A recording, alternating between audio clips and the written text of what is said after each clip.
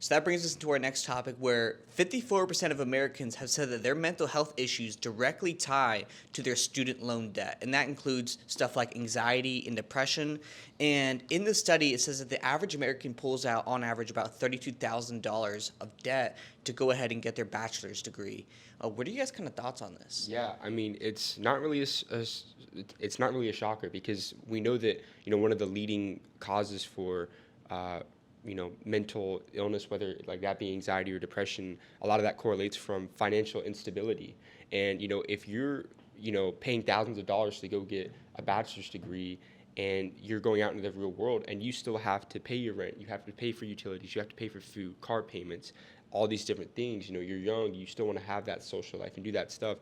It's hard to pay that kind of debt off, especially if you're not making a lot of money right away. And so, the financial instability, it makes a lot of sense because people are always going to have that kind of in the back of their head. And so I know that there's a lot being done about that, and where they're trying to, the loan forgiveness that's been happening recently, and that's a whole nother debate in itself. But, it's not really a surprise to me that there's a correlation there. Yeah, I think it also attributes to a lot of the anxiety and kind of maybe depressive aspects as well.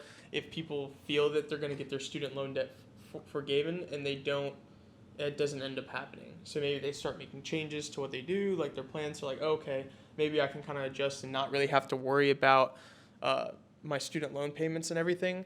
But I mean, just unfortunately, like not everybody's getting that kind of student loan forgiveness that's happening.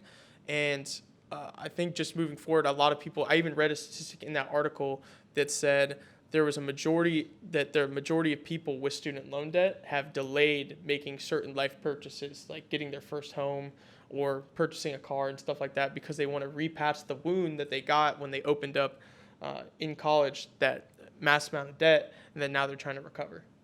Yeah, what's crazy to me as well is just to think about that they pull that money out and there's interest on top of that. And that's just to get your education so that way you can pursue the career that you want. And granted, we can have the debate that, college degrees aren't necessary, but in this case, let's just say, they genuinely want it and they need it for their career.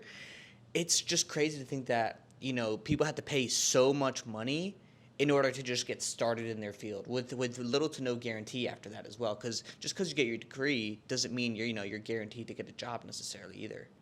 Yeah, absolutely. Yeah, well, I said it. I think I read that it said, college debt or the price of college is rising higher than inflation.